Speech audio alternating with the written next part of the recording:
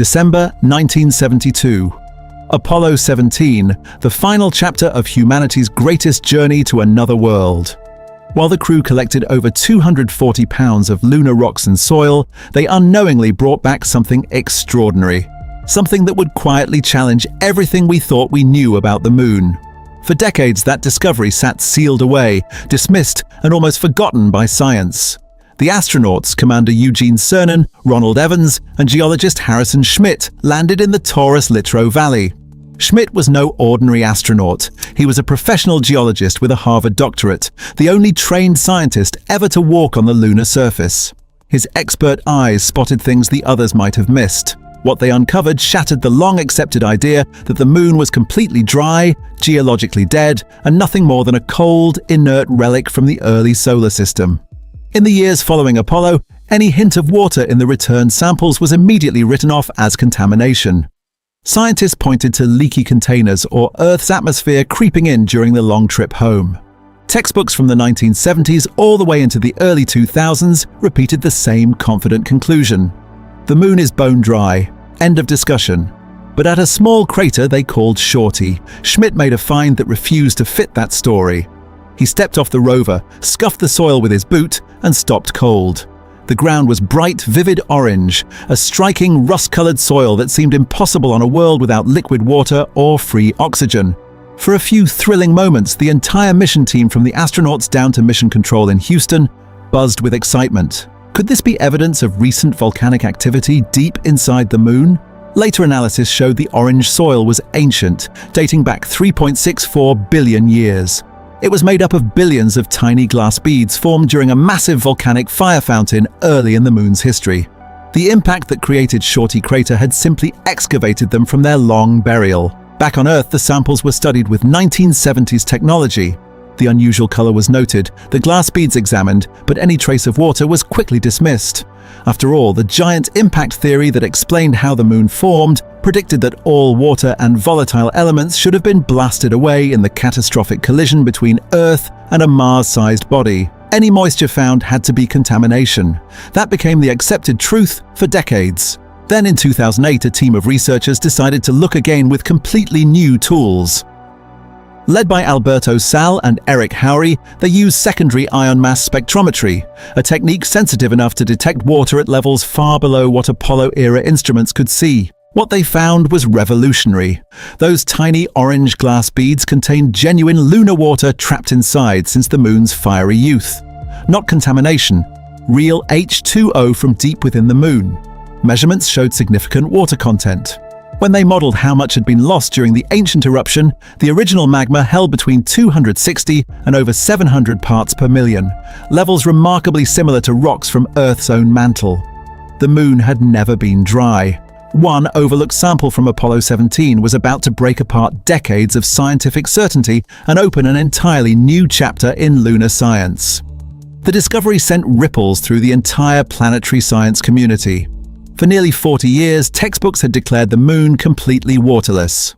Now, a single sample returned by Apollo 17 was forcing experts to rethink the giant impact hypothesis itself. If the moon's deep interior still held substantial water, then either the massive collision did not strip away volatiles as completely as thought, or water arrived later, or our fundamental models of lunar formation needed major revision. 3 years later, in 2011, Howry's team pushed even further. They studied tiny melt inclusions, pristine pockets of original magma sealed inside crystals within the orange glass beads. These microscopic time capsules had remained untouched since the moon's early days. The water concentrations were stunning, ranging from 615 to 1,410 parts per million, matching basalts from Earth's upper mantle. While lab work rewrote the interior story, spacecraft brought confirmation from above. India's Chandrayaan-1 detected water and hydroxyl signatures across wide areas of the lunar surface, even in sunlit regions.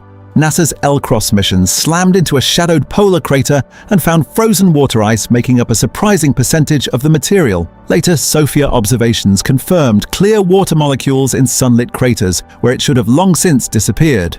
In 2023, scientists studying samples from China's Chang'e 5 mission made another breakthrough. Common impact glass beads scattered everywhere in the lunar soil act like tiny sponges. They absorb hydrogen from the solar wind, combine it with oxygen, and trap water molecules. These ordinary beads across the entire moon could hold up to 270 trillion kilograms of extractable water. Simply heating the soil to around 100 degrees Celsius could release it. Suddenly, the lunar surface itself became a vast water reservoir. What was once considered impossible is now one of the most valuable resources for future explorers. Water means oxygen to breathe, fuel for rockets, and life support for sustained bases. The orange soil Schmidt collected was never just a colorful curiosity. It became the key that unlocked a completely new understanding of our closest neighbor and opened the door to humanity's long-term future on the moon. While the world watched the grainy television feed, the Apollo 17 command module was performing a secret feat of X-raying the moon using the Apollo Lunar Sounding Radar, ALSE. This instrument was designed to peer nearly a mile beneath the lunar crust using high-frequency radio waves to map the interior structure. The results were classified as anomalous for years because in specific regions near the edge of the Serenitatis Basin, the radar didn't hit solid rock. Instead, it returned echoes suggesting massive, hollow voids, vast lava tubes or caverns larger than any skyscraper on Earth. These weren't just cracks in the crust, they were stable, cavernous structures that had remained shielded from cosmic radiation for billions of years. While the official narrative focused on the bone-dry and solid surface, the radar hinted at a subterranean world that was structurally far more complex and potentially habitable than the public was ever told. If you love thinking deeper and rethinking everything, hit that subscribe button right now and join the Think Again family. Perhaps the most guarded secret of the final Apollo mission involved the results of the Lunar Seismic Profiling experiment. When the crew detonated explosive charges to map the interior, the moon didn't react like the Earth. On our planet, a seismic wave travels and dissipates through a dense core. On the moon, the vibrations continued for hours, leading scientists to famously remark that the moon rang like a bell. This suggested the moon's density is not uniform and its core is far lighter than any existing model of planetary formation allowed. This hollow moon data was so disruptive to the accepted truth of the time that it was largely steered away from public discourse, labeled instead as a quirk of the moon's dry, rigid crust.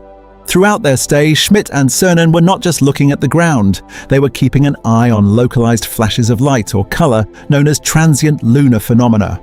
Instruments eventually detected localized radon-222 gas outgassing near the edges of craters, proving the moon was still breathing. While the orange soil proved the moon's past was active, this outgassing suggested that the moon's present might still be geologically alive, a fact that promised an era of discovery far more dynamic than anyone imagined. For a fraction of a second, the moon blinked. It was a sudden, sharp pinpoint of light flashing on the dark side of the lunar surface before instantly vanishing back into the shadows. No sound accompanied the event, and no cloud of debris rose into space, yet an Earth-based telescope caught the entire moment live, logging it down to the exact millisecond. There is something deeply unsettling about seeing this happen because we are used to treating the moon as a permanent, unchanging fixture of the night sky, a passive backdrop that never actually does anything. But that brief flare proved that something had just slammed into the lunar crust with enough violent energy to send a visible signal across the void straight into our cameras. Unlike the millions of ancient impacts that carved out the moon's cratered face over deep time, this collision didn't happen billions of years ago. It happened right now while we were actively watching. Historically, astronomers assumed these smaller lunar impacts slipped by completely unnoticed because they were simply too brief and too faint for human eyes to catch. However, a modern network of advanced cameras, high-speed timing software, and coordinated observation stations has completely flipped the script. Today, a flash of this scale can be instantly detected, measured, and broken down in real time, fundamentally altering our relationship with our closest celestial neighbor. The moon is no longer just a dead fossil record storing the memory of ancient space rocks. It is a giant, airless target acting as a real-time sensor that reacts the very instant something crosses its path. The sudden flare immediately sparked a compelling mystery. What exactly collided with the moon? How did it get there? And perhaps most unsettling, how close did it come to hitting Earth first? Was this a rogue meteoroid or a piece of our own technology?